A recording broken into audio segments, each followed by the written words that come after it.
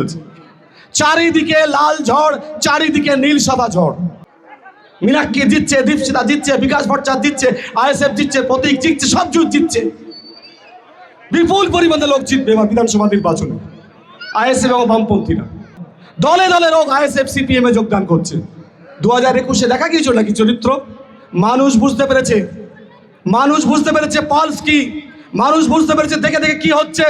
কংগ্রেস যে বিধায়কের লিস্ট তৈরি করেছে, যে প্রার্থী তৈরি করেছে, তাতে 44 জন আরএসএস এর লোক। আমি চ্যালেঞ্জ দিয়ে বলে যাচ্ছি, 44টা আরএসএস এর লোক যারা তৃণমূলের প্রার্থী করেছে। আরএসএস বলেছে এদেরকে প্রার্থী করতে হবে, কারণ বিজেপি যদি 30-40টা সিট কম পায় তাহলে ওখান থেকে এরা চলে আসবে, আবার তৃণমূল যদি কম পায় এখান থেকে ওখানে চলে যাবে, দুটো দল এক।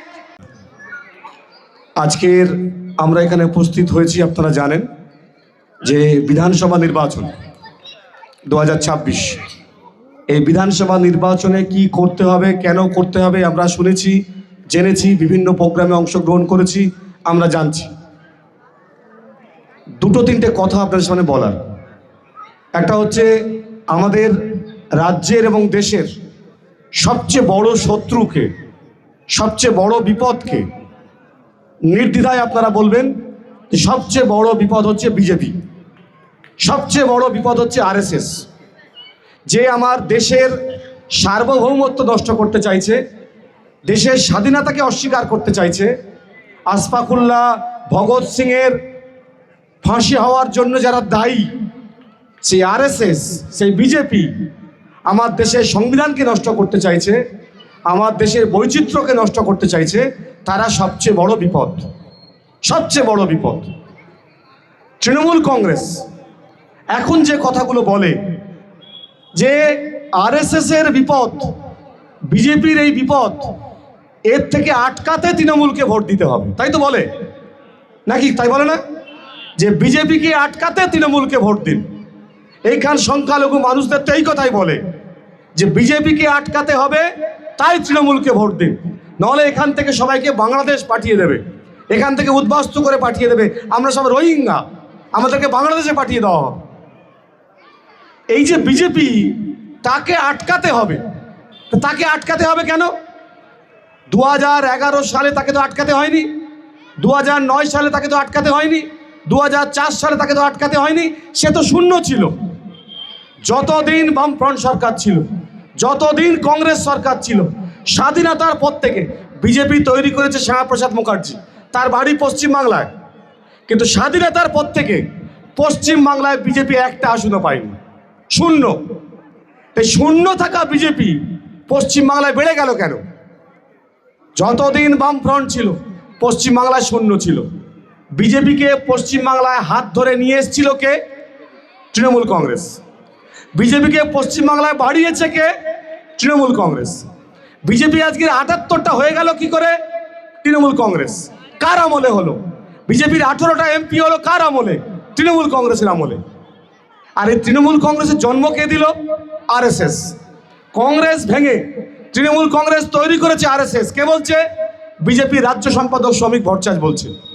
তাহলে পরিষ্কার বুঝতে হবে যে বিজেপি তৃণমূল দুটো কোনো আলাদা রাজনৈতিক দল নয়। বিজেপি তৃণমূল হচ্ছে আরএসএস এর দল। আরএসএস দুটো দল তৈরি করেছে। আরএসএস হচ্ছে গোডাউন, আর বিজেপি আর তৃণমূল হচ্ছে শোরুম। তাহলে এরা কোনো আলাদা দল নয়। এরা গরিব মেহনতি মানুষের উপকার করতে পারে না। গরিব মানুষকে ধ্বংস করবার জন্য, গরিব মানুষের ঐক্যকে ভাঙবার জন্য এদের সৃষ্টি করা হয়েছে। আমরা কি দেখেছি? যে বামফ্রন্ট আমলে যে রাজনৈতিক দল পশ্চিমবাংলায় খাতা খুলতে পারতো না, যে রাজনৈতিক দল পশ্চিমবাংলায় একটা সিট পায়নি, সেই রাজনৈতিক দল পশ্চিমবাংলায় তৃণমূলের হাত ধরে এসছে।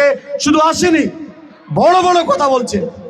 এইখানে দাঁড়িয়ে বলছে যে সংখ্যালঘুদেরকে এখান থেকে তাড়িয়ে দেবো। দিলীপ ঘোষ বলছে, শুভেন্দু অধিকারী বলছে। এই কথা বলার সাহস ছিল জ্যোতি বসু বুদ্ধদেব ভট্টাচার্যের আমলে? বলার সাহস ছিল যে পশ্চিমবাংলা এখান থেকে সংখ্যালঘু মানুষদের তাড়িয়ে দেওয়া হবে, যারা নাম বাদ গেছে তারা সব ঘুষপেটিয়া? সাহস ছিল এই কথা বলার? সাহস ছিল না।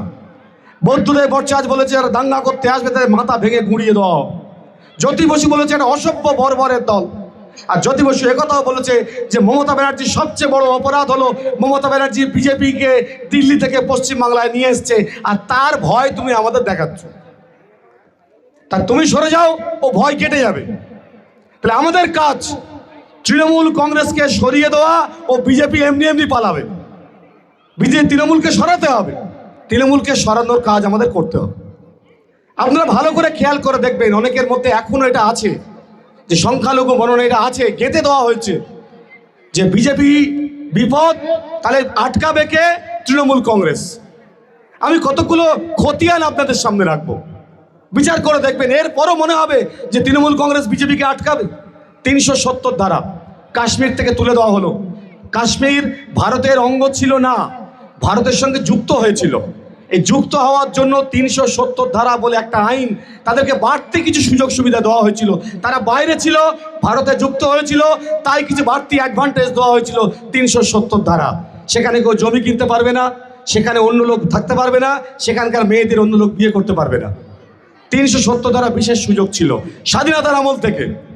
সেই 370 ধারা যখন তুলে দিল, অন্যায় করলো, সংবিধানের গণতন্ত্রকে হত্যা করা হলো, তখন এই বিল যখন পাশ হয়, তখন সেখানে তৃণমূল কংগ্রেসের একজনও সেই বিলের বিরোধিতা করেনি। যখন এনআরসির বিল পাশ হয়, তখন তৃণমূল কংগ্রেসের একজনও বিরোধিতা করেনি। আপনার এখানকার এমপি সে শুটিং করতে ব্যস্ত ছিল, এই আগেকার এমপি মিমি চক্রবর্তী এনআরসির বিরুদ্ধে ভোট দেয়। যখন ওয়াকফ আইন তৈরি হলো, তখন একজন তৃণমূল কংগ্রেসও সেখানে ভোট দেয়নি এই বিলের বিরুদ্ধে।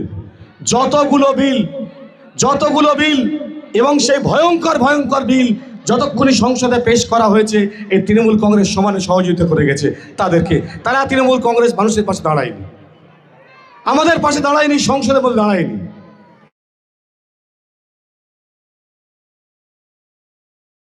কিন্তু কেজরিওয়াল গ্রেপ্তার হয় ঝাড়খণ্ডের মুখ্যমন্ত্রী হেমন্ত সোরেন, আর আমাদের মুখ্যমন্ত্রী গ্রেপ্তার হয় না। আমাদের মুখ্যমন্ত্রী ধোয়া তুলসী পাতা। এত চুরি জোচ্চুরি, 26,000 লোকের চাকরি চলে গেল, মন্ত্রীর খাটের তলার থেকে, বান্ধবীর খাটের তলার থেকে কোটি কোটি টাকা পাওয়া গেল, 11 কেজি সোনা পাওয়া গেল, খাদ্যমন্ত্রী জেলে গেল, পূর্তমন্ত্রী জেলে গেল, শিক্ষামন্ত্রী জেলে গেল, স্বাস্থ্যমন্ত্রী জেলে গেল। এরকম হয়েছে স্বাধীনতার ইতিহাসে কোনোদিন?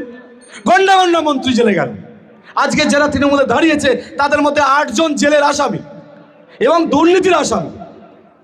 তাহলে এই দল নিয়ে, এই চোর জোচ্চোরদের নিয়ে বিজেপির বিরুদ্ধে লড়াই করা যায়? তাহলে এদেরকে কি করে ভরসা আপনি করবেন? তৃণমূলের কাছে বিজেপি বিক্রি হয়ে যাবে না তার?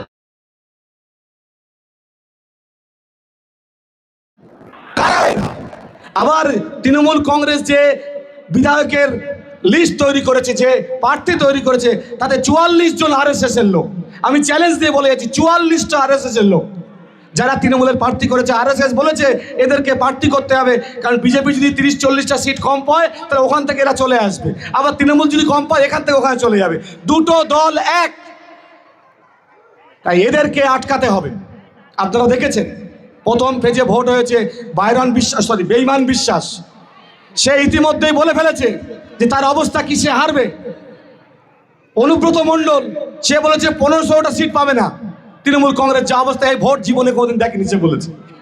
চারিদিকে লাল ঝড়, চারিদিকে নীল সাদা ঝড়, দলে দলে লোক ISF CPM এ যোগদান করছে। 2021-এ দেখা গিয়েছিল নাকি চরিত্র? মানুষ বুঝতে পেরেছে পালস কি, মানুষ বুঝতে পেরেছে দেখে দেখে কি হচ্ছে, মানুষ বুঝতে পেরেছে অশান্তির গহ্বর কি। আমরা কি কুকুর নাকি? আমরা যখন ওয়াকফ সম্পত্তি নিয়ে রাস্তায় আন্দোলন করছিলাম, তখন এই মুখ্যমন্ত্রী বলেছে তুমি দিল্লি গিয়ে করো, এখানে করা যাবে না।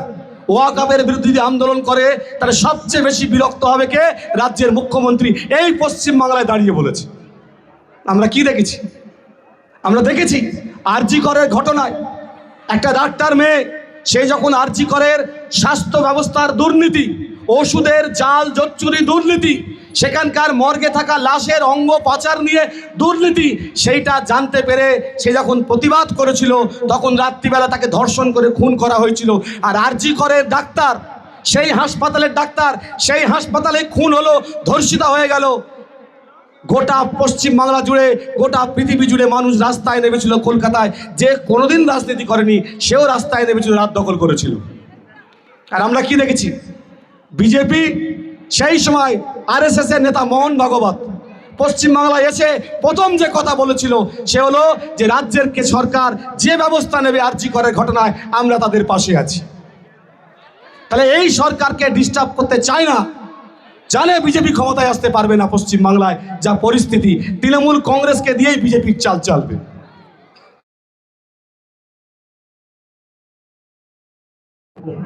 তুমি বলেছিলে যে আমি ক্ষমতায় আসার মধ্যে 60 দিনের মধ্যে কারখানা তৈরি করব। তুমি একটা কারখানা তৈরি করো। তুমি কি করেছো? আরএসএস এর এজেন্ডা ফলো করছো। আমরা ধর্ম নিয়ে দাঙ্গা করতে চাই না, আমরা ধর্ম নিয়ে রাজনীতি করি না। 34 বছরে বামপন্থীরা কোনোদিন ধর্ম নিয়ে রাজনীতি করেনি। 34 বছরে কি মন্দির মসজিদ হয়নি? 34 বছরে কি দুর্গাপুজো হয়নি? হয়েছিল তো। 34 বছরে কি ঈদ হয়নি?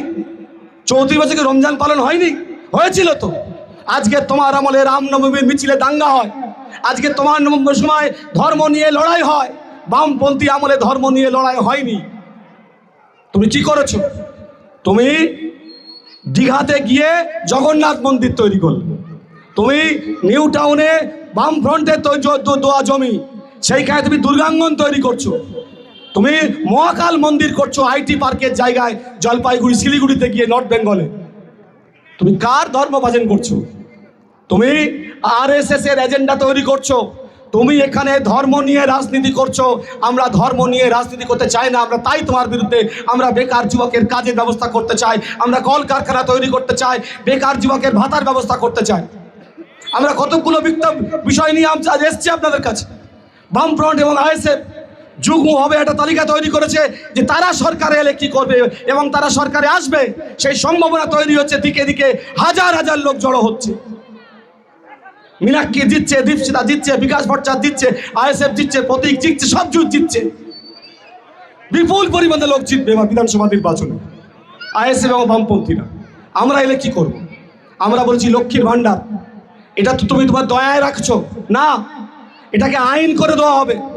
লক্ষ্মীর ভাণ্ডার, যুবসাথী, কন্যাশ্রী যা আছে সবাই পাবে। এটা সরকারি টাকা, তোমার বাপের টাকা নয়, এটা আমার তোমার ট্যাক্সের টাকায় লক্ষ্মীর ভাণ্ডার হয়। এ কেউ কেটে নিতে পারবে না। আমরা এর পাশাপাশি প্রত্যেকটা পরিবারকে একটা স্থায়ী চাকরির ব্যবস্থা করব। তুমি তো 1500 টাকা দিচ্ছ, কাউকে কাজ দিচ্ছ না। আমি 1500 টাকা দেবো, প্লাস পরিবারে একজন স্থায়ী চাকরি পাবে 22,000 টাকা বেতনের। আমরা বলেছি কি 100 দিনের কাজ নয়, আমরা 200 দিনের কাজ দেবো, 600 টাকা মজুরি দেবো। আমরা বলেছি এখান থেকে পরিযায়ী শ্রমিক চলে যাচ্ছে বাইরে, আর তারা বাইরে গিয়ে বাংলায় কথা বললে বাংলাদেশি সন্দেহ করে বিজেপি নেতারা পিটিয়ে মারছে। আমরা বলেছি যে বাইরে যাবে না, এইখানে সম্মানজনক মজুরি পাবে, তাহলে বাইরে যাওয়ার দরকার হবে না, আমরা এখানে কাজের ব্যবস্থা করব।